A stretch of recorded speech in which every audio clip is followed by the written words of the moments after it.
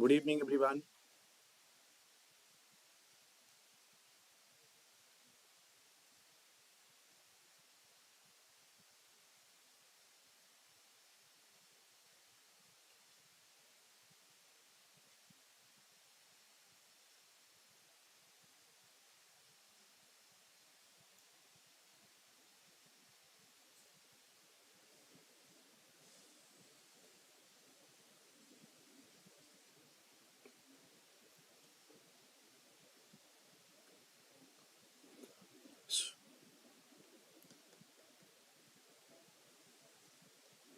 Yes, good evening, everyone. Today we're starting the class, and this will try to be complete in the next 60 minutes.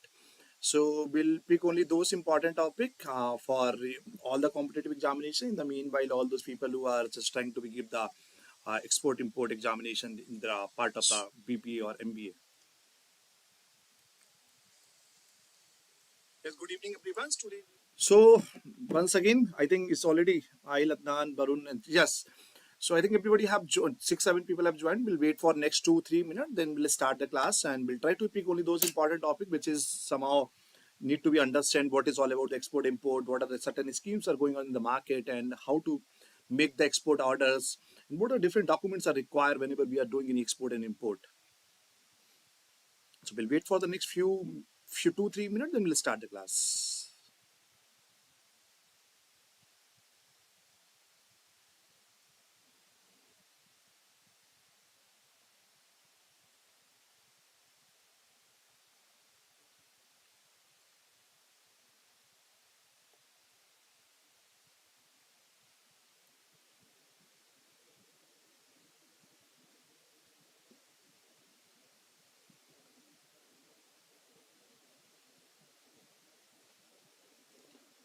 So again, once again, good evening, everyone. Today we starting the class. We'll try to complete the entire syllabus of export import in next 75 minutes.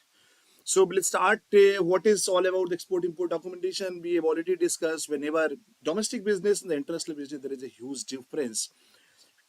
Trading from one state to the other state, we don't require much documents from Kashmir to Kanyakumari and Karnataka to Uttar Pradesh. We don't require so many documents. But in the meanwhile, whenever we are crossing the border from India to Bangladesh, India to Dubai, or India to some respective economies, so we require certain documents. So what are those documents and how to proceed with those documents? We'll try to pick one by one, starting from the export-import documentation. The very first documents, there is no sequence, what is the first, what is the second. The very first document, what we are doing, that is all about the pro forma invoice. We're starting from here. What is all about the pro forma invoice? Performance wise is just like a quotation what we have been discussed in previous few classes also. So whenever who make the performance invoice, some people may ask the question who make the performance invoice. Performance invoice is prepared by the exporter and sent to the importer. So whenever we want to be have any export and import transactions, so what we do, being an exporter, we are sending the documents to the importer. So if suppose an importer is required that these many 10 marker from one country to the other country, then being an exporter, what we exporter has to do, exporters are just making out what are the description of the product and services, what are the prices, what are the logistic cost. So we just need to be included a pro forma invoice. The pro forma invoice prepared by the exporter, sent to the importer. Once the importers take the acceptance of the pro forma invoice, then what we do, then we are making the another document that is called commercial invoice. Pro forma invoice is the name suggests, it is a pro forma of the invoice. It is prepared by an exporter and sent to the importer for necessary acceptance. So this is the very first document what we are preparing, that is called pro forma invoice. So when the wire that is called importer is ready to purchase the good, he will request for the pro forma invoice. So this document suggests to a buyer what the actual invoice out looks like. So in a simple language, in domestic business, we do call that is called quotation. So in a domestic business, we call quotation, but in terms of the export-import businesses, whenever we have the involvement of the two countries, that is called pro forma invoice. So prepared by the exporter, sending back to the importer. Then coming back to the next document, that is all about the commercial invoice. Commercial invoice is the original bill. It is an invoice of fundamental documents of prime importance. It contains the name of the exporter. I think everybody knows what is the exporter, what is the importer. Name of the exporters, name of the importers, and the consignor and the description of goods. Sometimes certain situations, what can be happen? Exporter and the consigner and the consignee can be the two different person. So consigner is the person who is sending the product and consignee who is receiving the product. So sometimes there are certain incident in the past, be exporter and the consigner is the same and importer and the consignee is same. But there are certain product and services. Sometimes you don't know how to import the product. We are just making out one intermediaries that is called consigner and consignee. So it contains all the information. It's a very important, a very prime importance document we do call. It is requisite for the invoice to be signed by an exporter or its agent. Normally, the invoice is prepared first, then several other documents are then prepared by deriving the information from the invoice. So we are, because once the invoice, commercial invoice is generated, then remaining documents we are making.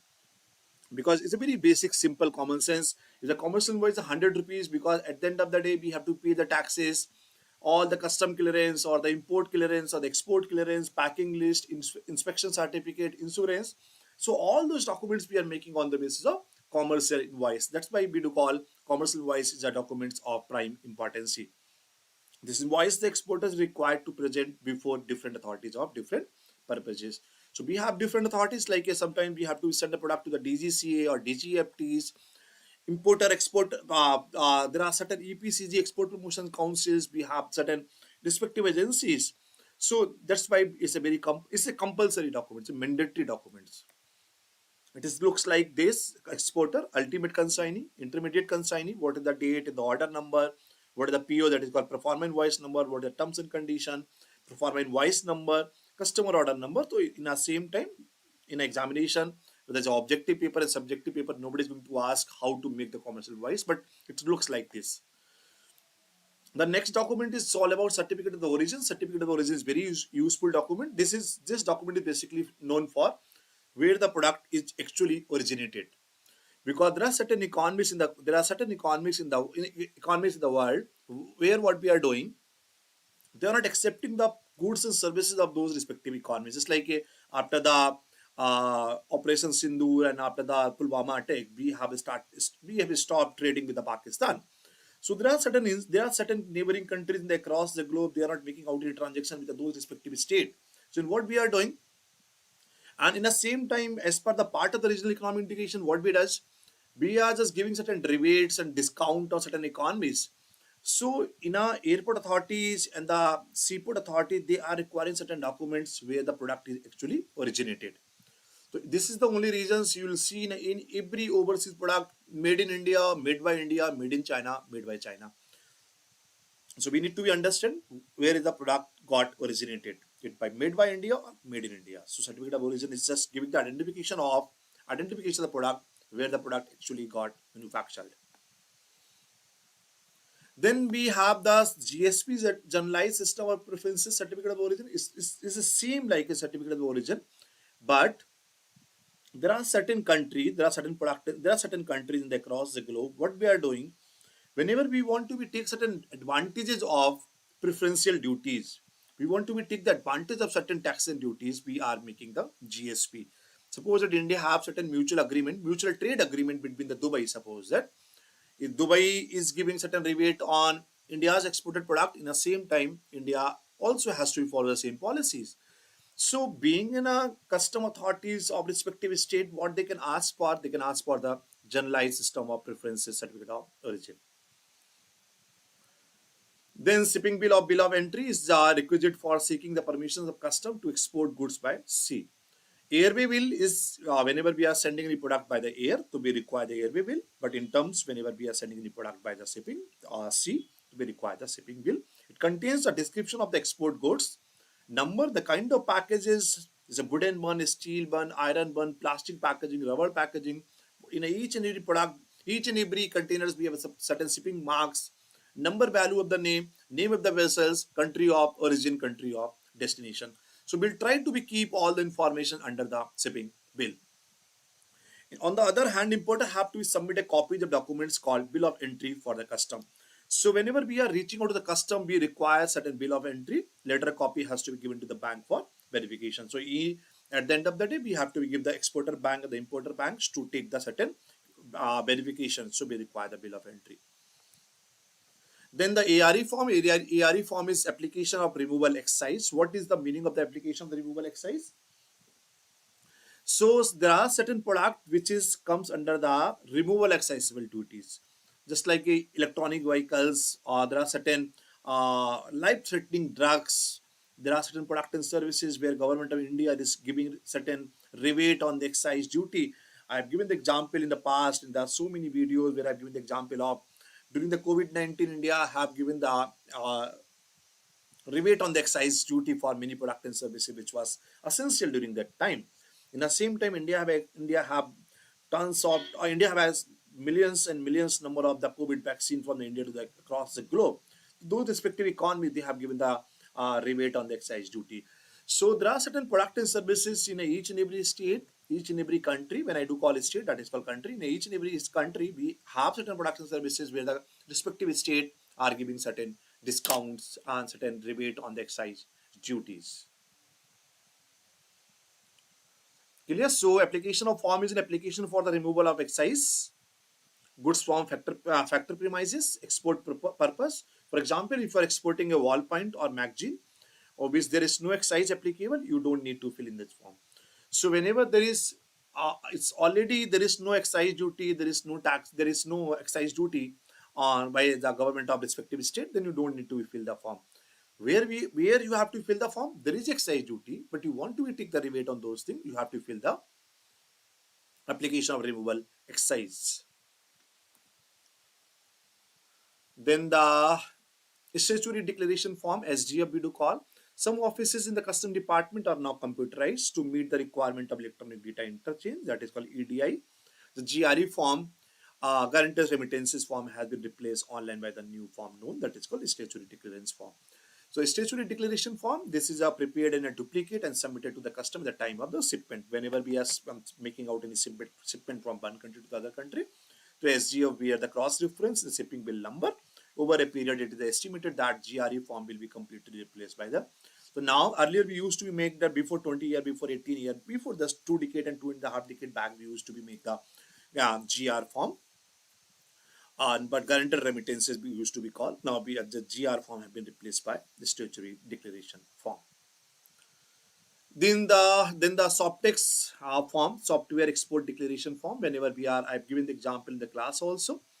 I've given the example of the when the Microsoft have launched the Windows 7 back 2007 and 8, so there was certain dispute. Government has to be imposed a product tax on the product or taxes on the services. So for after that, what we started putting down the SOPTEX form. Whenever we are exporting any product, exporting or services, any software, then these many company has to be filled this many form.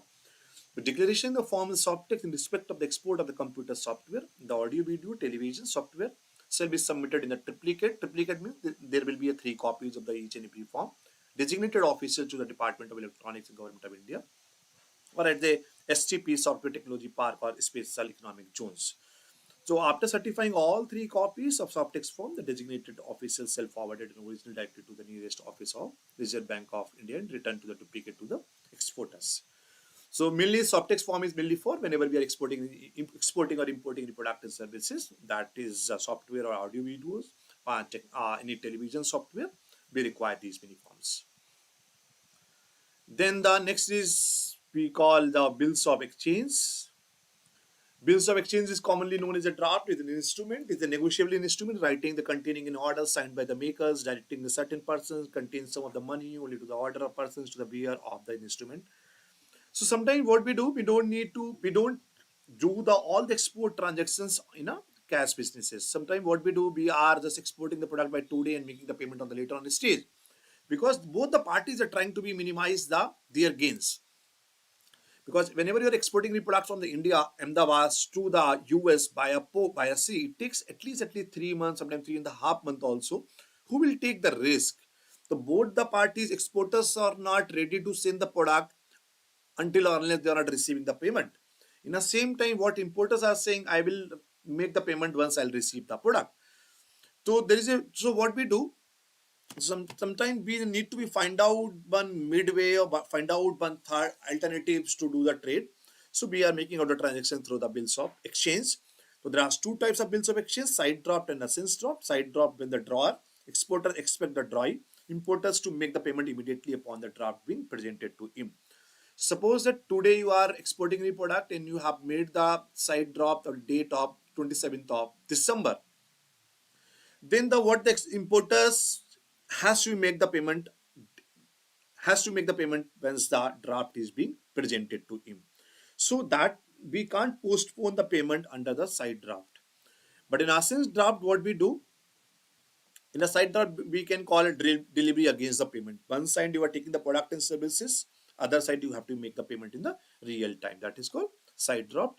In essence draft, what we do when the exporter has agreed to give credit to the foreign buyers, he draw the essence bills of exchange. A draft may be drawn according to the period of credit, 30 days or 60 days after it is presented to the drawee, who will retire the documents by accepting the draft by writing his signature and the date. Sometimes we need to minimize the risk. What we does, you are just exporting the product by today and giving the date. You can make the payment after 30 days, after 60 days, after 90 days, based on the whatever the terms and conditions you have been negotiated at the time of the pro forma invoice and commercial invoice. Then the inspection certificate is required for by some importers and countries in order to get the specification of the goods attested. There are certain product and services where there are certain product and services and there are certain countries across the globe. What actually we have to do, we have certain inspection agencies in India and across the globe. Product should be inspected by those agencies, then only you can export the product. Then the bill of lading. Bill of lading is again one of the important documents whenever we are exporting the product by the shipping companies. Then we are requiring the bill of lading. So bill of lading, the documents issued by the shipping company or its agent is acknowledge the receipt of the goods mentioned in the bill for shipment on the board of the vessels. It is also undertaking to deliver the goods in the like order and condition as received. The consignor or his order provided by the freight. Other charges specified in the bill of lading. So bill of lading is requires so many informations. Bill when we are making the bill of lading, whenever we are exporting the product via sea. So bill of lading generally made out in set of 3 original copy. All the original copies are duly signed by the masters of the ship, then agent of the shipping company, and all the originals are equally valid for taking the delivery of the goods once one original is utilized. So this is these are the informations is always given in the bills of lading. So bill of lading, the legal documents to be referred in case of any dispute over the shipment. It contains the following informations: shipping company name. And sometimes you are the exporters, but you can't be the shipping company. Then what actually we have to do? We have to find out one shipping company. The shipping company names, the address are given in the bill of lading. Consigner, exporter is a different person, but consigner and the consignee are two different person. The consignee name and address is there. Port of loading and the port of discharge. Port of loading is the Ahmedabad. Port of discharge is the California or San Francisco, wherever you are exporting the product. Shipping marks and the particulars, whatever shipping marks and particulars are there, you have to be write down those things also in a bill of lading. Number of packages shipped on the board, the date rubber stamps. How many packages you are exporting from one country to the other countries, you have to include. Description of the package and the goods. How many packages under the one packets, how many sub packages you have, what about the plastic, what about the packaging, how you are doing the packaging into the plastic and the product, depending on the product to product. The product is very high value, you have to be keep the packaging in a very proper manner. Product is a perishable item, you require the packaging in the refrigerated containers. Then gross weight and the net weight, freight detail, name of the vessels, signature of the shipping company agent. So this is all about the bill of lading. After the bill of lading, we are making the made receipt. I have already discussed what is all about the made receipt.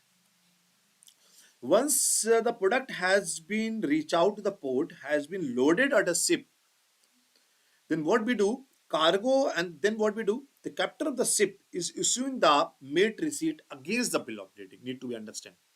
Who make the made receipt? Made receipt is always prepared by the captain of the ship. So on the basis of captain of the ship, what he actually see, whatever the information you are writing on the bill of lading, so he just need to be verified. And after that, once all the things became verified, then the captain of the ship is issuing the one receipt. That receipt is called made receipt. So after the cargo is cleared from all the custom examinations and other formalities are over, the cargo is handed over to the shipping company for the loading. The made receipt is issued by the captain of ship. It contains the name of the vessel, shipping use, port of the loading, port of discharge, shipping marks, numbers, packing details, description of the goods, gross weight, net weight, container number. Each because made whatever the information you have already written in the bill of lading, so we are making the made receipt against that. So it's very easy to understand. You have to write down all those things which you have already mentioned in the bill of lading. Then the insurance certificate, I think everybody know it. Insurance certificate, again, it's a compulsory document. Next is the packing list. The packing list is a consolidated statement in a prescribed format detailing how the goods have been packed. It is informative and itemizes the material in each individual package, such as drum, box, and the cartons. Airway bill is the contract between the owner of the goods and the carrier of his agent. The receipt issued by the airlines company or its agent by carriage of the goods is called airway bill. So whenever we are exporting or importing any product by air, so we have to prepare the airway bill. So first three digits of the airway bill now normally represent the code which identified the carrier. Carrier means airlines. So 125, this is just some example of the airlines. Yes, very important documents. What is the consular invoice? Consular invoice is not the mandatory documents. There are certain economies in the globe what they are requiring the consular invoices. So it is a document required by certain countries. This invoice is an important document which need to be submitted for clarification certifications to be embassy of the country concerned. Commercial invoice and sometimes it is certificate of origins are required to sign certified by the consular of the importing country located in the country of export. So it is not a mandatory document, but there are certain economies in the globe where the consular invoice is required. So is export documentation is complete. Next topic is the WTO. What is all about WTO? We will not brief. I already told you each and every topic what we are discussing. They are most important topic. Only 5-6 topics is there, and we have dedicated videos for these many topics also. So coming back to the topic, what is all about WTO? Starting with the GATT. I've already discussed what happened back in 1930. After that, we have conducted one conference in Geneva. That was we have conducted the Bretton Woods Conference in 1944. After that, we have founded three organizations: IMF, International Monetary Fund, World Bank Group, and the WTO. Not WTO, ITO. We have formed International Trade Organizations. So earlier, these two organizations had started working in 1945, 1946. We had required one monetary organization which could manage the entire world trade. But due to certain political structure, due to certain clashes between the Europe and the US, ITO have been failed. So what we have done, that time we have made one, we couldn't make the organization, then we have made the GATT and conducted one conference in Geneva.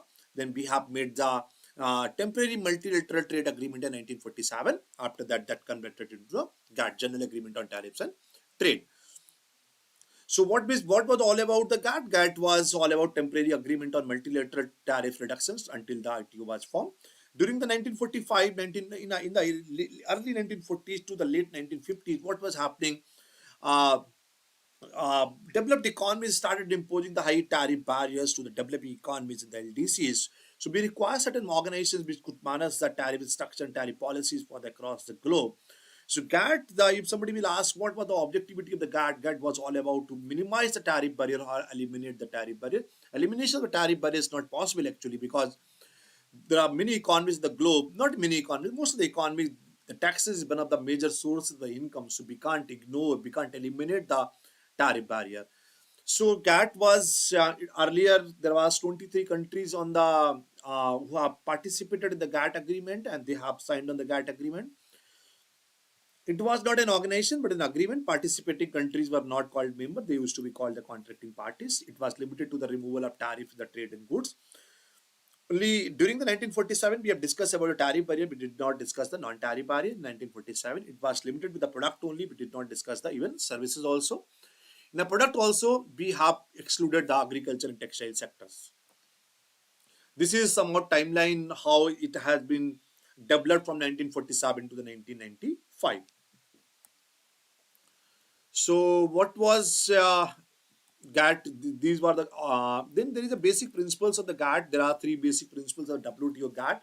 Reciprocity. Reciprocity is all about that for that. It's a mutual lowering of the trade barrier. Thus, countries that lowers their tariff could expect their trading partners to the same. I've given the example so many times in the class also. Today again, I'm just giving the US-China trade. US-China trade war started with the just the same because they have made the one preferential trade agreement in a back 2017 and 18.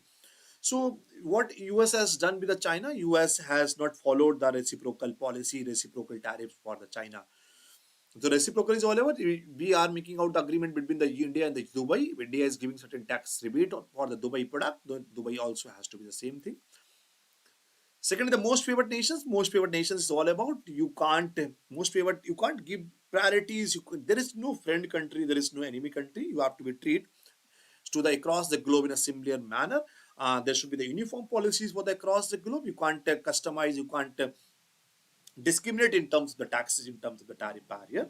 So I again the same example. India has given the MFN quota till 2019 to the Pakistan. There are so many economies in the globe, they have been given the most favored nations quota to the neighboring countries. But WTO against to these most favored nations policies. The WTO is all about removal of most favored nations. We should not give any the most favored nations quota to anyone. Then the national treatment. National treatment is all about there should not be any discrimination between the domestic goods with the international goods. We should be equally treated with the domestic goods and the international goods. Then we have discussed so many rounds under the GATT 1947, Geneva, Ari, Turkey, Geneva, Delhi, Geneva, Canada, Geneva, Tokyo, Geneva, Urgu round. So we will not discuss all those mini documents. We'll be all those rounds will directly coming to the Urgu round. We started back in 1986, ended in 1984. Most of the reforms, most of the transformation under the GATT we have seen under the 1986 to 1984. So, what were the major reasons? What were the major transformation? What we have been seeing? One part of important was the TRIPS, trade-related intellectual property rights. What is all about TRIPS? TRIPS was mainly for to protect the domestic goods in the international market. There was certain duplication in the overseas market. So TRIPS was, we have made one agreement that was trade-related intellectual property rights. So under the TRIPS, we had 73 articles and 7 major parts. What were the 7 major parts? Copyright, trademark, geographical indicators, patent, layout, design, or undisclosed information, including a trade secret. Copyright is, what is the copyright? Copyright is artistic work. Is the trademark, the logo and the symbol. Geographical indicators, the draft and product and services across the globe. Government of the respective state given the GI tags to those many product. Patent, I think patent is, everybody know, patent can be for tangible product, patent can be for intangible product.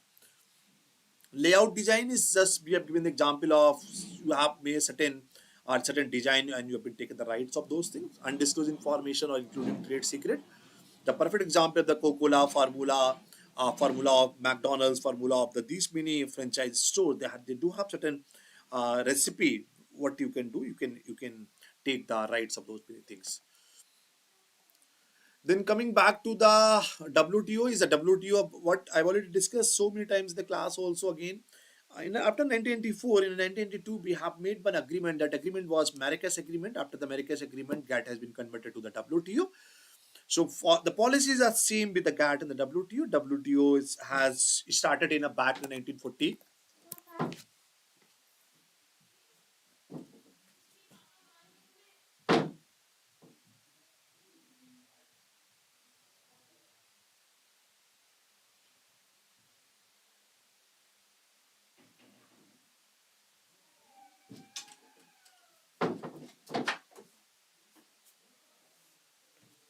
Yes, there was certain problem. Yes.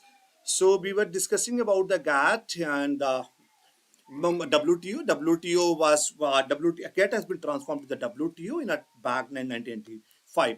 Policies are same, features are same. Uh, the location WTO started in 1995, head office in Geneva, Switzerland, created by the Urgu round negotiation 1986 to 1994. Is a member country. There are 166 countries as a member. Budget is at 205. So as of now, Director General is Ngozi Okonjo, functions administrating the WTO trade negotiations, forum for trade negotiation, handling the trade dispute, monitoring the trade policies, technical assistance, and training for developing economies, cooperation with other international organizations. What is all about the mission and vision? It's all about WTO. We have discussed WTO is mainly for the minimize the tariff barrier or eliminate the tariff barrier. WTO is playing the role of the watchkeeper in international trade. WTO is providing the forums where the companies representatives can come forward. They can exchange their policy. They can exchange their tariff structures. Then coming back to the next topic is all about export import custom clearance process. Whenever we are exporting or importing in products and services, we require certain custom clearance. Every exporter requires to obtain the custom clearance in the respect of the export goods before they are sent to the buyer, irrespective of the mode of the shipment. The mode of shipment can be the either sea, air, rail, or road. So we'll discuss the import clearance process. Categories of the import. There are four categories of import can be freely importable items, as the name suggests. Item under this category is freely to the import and don't require any license. If the product is a freely importable, so easily you can import those things. It's like a mobile phone accessory. There are certain textile which is we don't require any the license to import those things. Then we have the restricted license import. Items under this category are required certain license for import purposes. Canalized import items under this category can be imported under through the specified channels or government agencies. Prohibited items, as the name suggests, the items not this category is not permitted to be the just like a human body parts or there are certain drugs which are prohibited for the across the globe. You can't import at least countries like India. Then the what is the import clearance procedure? We have the bonded warehousing. Cargo is put in the bonded warehousing, cleared later upon payment of the applicable duties. And cargo is clear, and then we further we are forwarding to the clearance for the home consumption. Cargo is cleared for the delivery upon payment of applicable duties. So clearance for the home consumption, whenever you are importing any product for the home consumption, then you have to payment of the duties as per the assessed tariffs. Then cargo examination with the appraised documents. Then custom is out of the charge and you can use those things. The same in a manner we have the categories of the export goods, freely exportable items, negative list of the export, restricted license export. There are certain products and services which easily you can export, which you don't require any license. There are certain products and services which is a negative list of the export have been published by the respective state. So you can't export those things. Restricted to the license export items under this category, the restricted or required license for export purposes.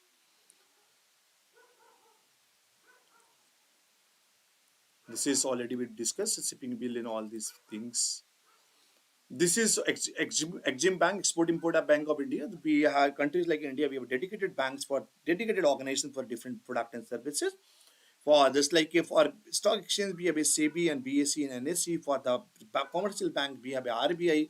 For insurance, we have a IRDA. For small scale banks, we have a SIDBI. For agriculture, we have a NABARD. In the same time, for the export import bank transactions, we have a Export Import Bank of India. It's a fully government bank. Started operations in the back 1980. It's true. The main objectivity of Exim Bank of India is provide financial assistance to the exporters and importers for functioning as the principal financial institutions and coordinating the working of institutions engaged in a financial export and import.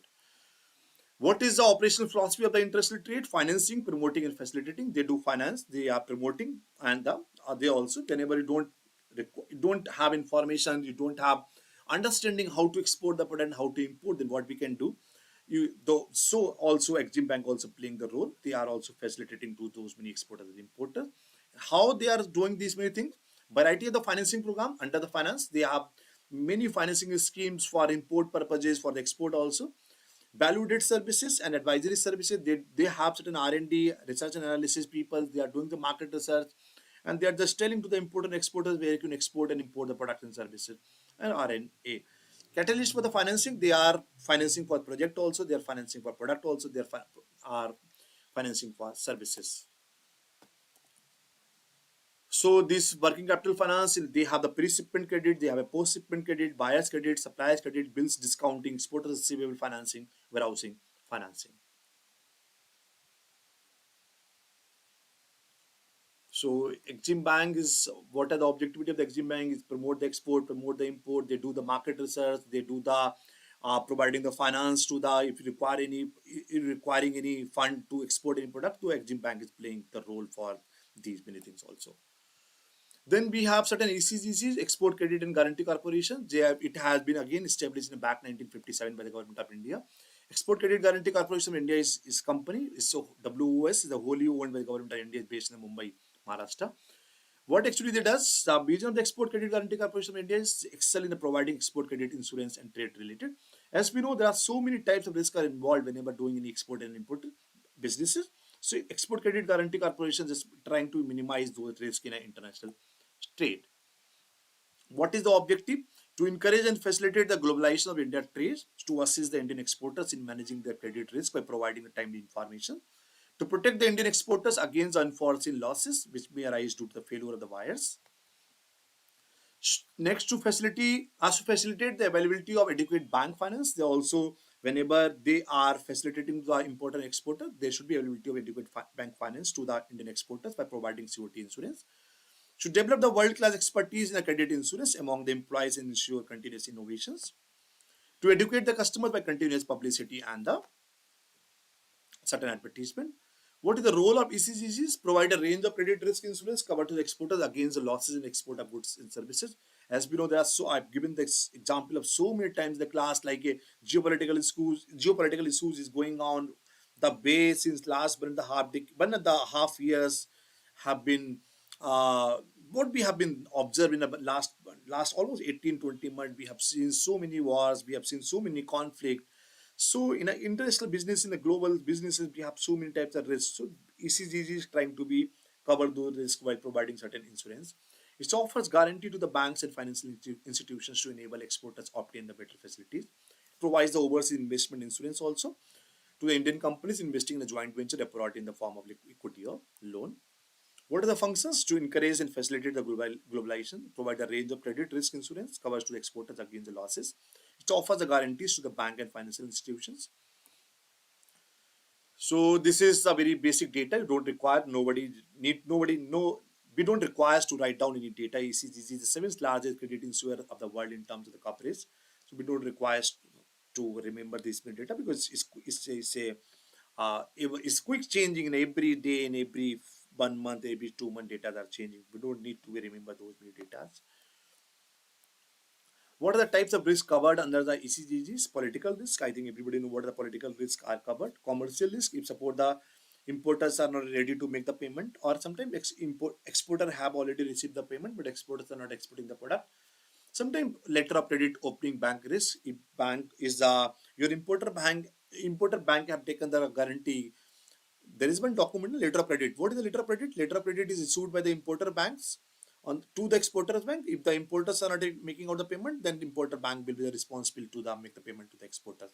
So there are sometimes sometime importer bank have taken the guarantees to make the payment to the exporter, but sometimes there are certain incidents in the past when the importer bank did not make the payment to the exporter.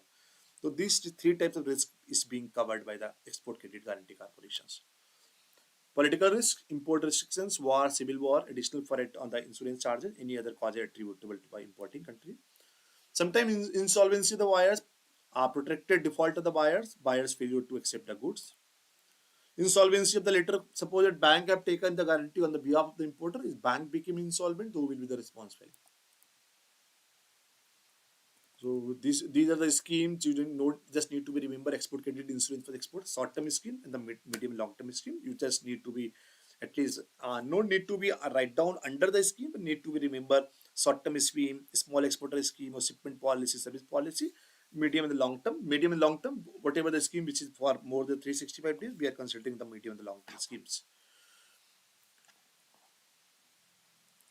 Now coming under the next topic is road tape is not the export sales contract. What are the things whenever we are making out any contract while sending the product from the one country to other countries, we have to make the export sales contract. So buyers or sellers are in different companies. So short-term contract and long-term contract. So in terms of the contract form, there are three kinds of contract: written contract, oral contract, and default contract. Written contract may be made in a various ways, such as buying, selling, and the trading condition have been agreed upon and signed by both the parties. Oral, I think everybody's know. Main articles and signature of the contracting parties. You need to be remember whenever we are making out the export sales order. What are the things you have to be include? Commodities. What are the commodities? What are the quantities? What are the quality, price, shipment, payment, and packaging marking arts? As per the buyer's point of the view, as per the seller point of the view, that is called exporter. You need to be write down the what is the warranty of the product, what is the penalty, what is the insurance, what is the claim, what is the if there is any dispute, who will do the arbitrations. The main articles and signatures of the contracting party as per the buyer's point of the view, as per the seller's point of the view. I think this is commodity You have to be write down what is the commodity, what is the I've given the example of the automatic washing machine. You have to write down origin country, manufacturer name, feature of the product, the fully automatic or semi-automatic. So these are the what is the quantity, how much quantity, how much quality. You have to write down each and everything under the main articles and signature of the contracting party under the export sales order.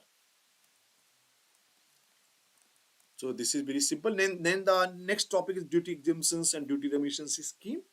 The duty exemption scheme enable duty-free import of input required for export production. An advanced license is issued as a duty exemption scheme. Duty remission scheme enables post-export replacement remission of duty on imports used in the export good. So duty exemption scheme, suppose that you are just importing the raw materials from the some certain part of the country, and you just want to be use those raw materials for the export production. So what government of respective state are doing, what they are doing, they are giving certain exemption on those product and services. The duty under the duty remissions scheme is a DFIA, duty free import authorization schemes. Whenever you are importing any product, whenever you are importing any raw materials, so we have a duty free import authorization scheme. Then we have a duty entitlement passbook scheme. Duty entitlement passbook allow drawback in import charges on input used in the export products. What is the export authorization? Duty-free import of input allowed for the export. Minimum 50% of the value addition to be achieved. Export import to be completed in the 24 month. What is the meaning? Suppose that you have been import the raw materials for the production in a country. Then again you have to be go for the exporting of those items. So full process should be completed in a next 24 month. In the same time, you have to be give the bonds or bank guarantee or letter of undertaking to be given to the custom authorities. This is then certain export obligations you have to be full under the export authorization shall be 18 months from the date of issue of authorization. Period of the EOU export obligation fulfillment under an advance authorization shall commence from the date of issue of authorization unless otherwise specified. So duty-free replacement certificate is issued to the merchant exporter or manufacturer exporter. Merchant exporter, the manufacturer exporter means merchant exporter is you are not manufacturing the product. You are taking the product from somewhere else, then you are exporting those things. That is called merchant exporter. Manufacturer exporter is you are also manufacturing, you are also exporting also. Import of inputs used in the manufacture of the good without payment of basic custom duty and special additional duty. However, such inputs shall be subject to the payment of additional custom duty equal to the excise duty at the time of import. If we'll talk about what is the duty import authorization scheme, it has started back in 2006. In a short, is issued to allow duty-free import of input which are used in the manufacture of the export. Need to be understand duty. The same story again and again. There are certain slightly change. Need to be understand what is duty-free import authorization. Whenever you want to be exporting a product, you want to manufacture in your respective country, you require certain raw material. Whenever you are requiring importing the raw materials for the export purposes, you can apply for the duty-free import authorization. Things government of respective state will give you certain discount, will give you certain rebate on the excise duty. That is all about the duty-free import authorization. Duty entitlement passbook scheme. It is an export incentive scheme of the government of India provided to the exporters in India. So there are certain duty entitlement passbook scheme whenever you are exporting a product from the India. So government of India is providing certain incentive to the Indian exporters. Clear? This is very basic. No need to be go. These schemes for exporter of gems and jewelry. You don't need to be remember these many things. Last topic is all about the special economic zones. I have discussed what is the special economic zones. Whenever government of respective state want to be exports or want to be developed underdeveloped areas, they create the special economic zones. So what is the says is the area where the business or trade laws are different from the rest of the country. Says are located within the country's national borders. What is the main purpose of the special economic zones? Special economic zones known for the whatever the product and services you are producing under the special economic zones, those product is mainly for the export purposes. So we want to increase the trade balances, employment, increase the investment, job creation, effective administration, develop the underdeveloped areas. Then why the companies will be coming under the underdeveloped areas? Government of the respective state are giving certain discount in terms of the land, giving discount in terms of taxes. Banks are giving the loan at a cheaper rate. So need for the sales, the prime objective was to enhance the foreign investment, provide an interestly competitive and hassle-free environment for the export. The idea was to promote the export from the country, realizing the need that level playing field must be made available to the domestic enterprise and manufacturers to the competitive global. What is the objective? Development of the infra. Automatically, once if you are creating any special economic zones, automatically in the nearby area, there will be a infra creation. Creation of the employment opportunities, generation of the additional economic activity, promotion of the export, promotion of the investment from domestic to the foreign sources. These are the advantages. Disadvantages: loss of revenue to the government because government of India is giving certain tax rebate. Banks are giving the loan at a cheaper rate, so there is certain losses of revenue to the government. Land grabbing, it sometimes land are grabbed for the poor and the middle class people on the pretext of the development. Generally, the land is considered to be an asset. These people are they invest on it. Sometimes regional disparities also. The places where near to the sales, goods facilities and good infra is available. Loss of agricultural land automatically. Compensatory problem sometimes whenever you are buying any land from the farmers, but government of the respective state or respective countries are not giving the proper compensations to the farmers. Then deindustrialization also again example. Role of the special economic zones in Indian economy: provide the internationally competitive environments to encourage the FDI in the GDP, increase the share in the global export, generate the employment opportunities, boost the infra and development, growth in the manufacturing sector. So this is all about the important topics. So many people were think or talk sending in masses. There are there are 250 slides, 280 slides. Topics are very limited. Only export import documents, export sales order is 2. Then the Exim Bank is 3. Export Credit Guarantee Corporation is the 4. Special Economic Zones is 5. And the duty entitlement passbook scheme and duty entitlements import authorization schemes. These are the 5 6 topics. Just need to be careful. You just need to be focused on these many topics more. And because I've already discussed paper, question paper, so many question paper. What will be the question paper format? There will be only 8 questions. Of the 8 questions, you have to attempt only 5 questions. So if you are just focusing on only 6 7 topic or 7 to 8 topic, whatever topic we have been covered after the midterm, you'll get it all the important topics from you'll get all the questions from those many important topics. So once again, thank you so much for joining. We'll and